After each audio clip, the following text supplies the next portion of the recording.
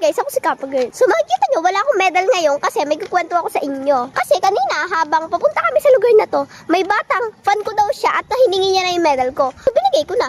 Kasi ang dali lang naman makakuha nun. Lagi naman ako honor.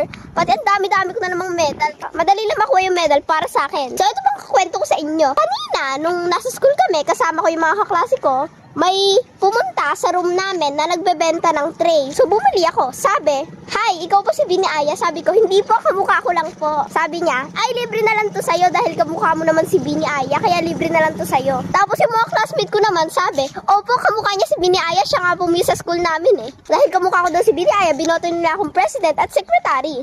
Hindi ko naman sila masisisi dahil pinili nila ang ganda ko. Makikita niyo, nandito kami ngayon sa sementeryo para kahit sumigaw ako, walang makakarinig. Kasi masaya ako. Kaya ngayon, sisigaw ako ng napakalakas.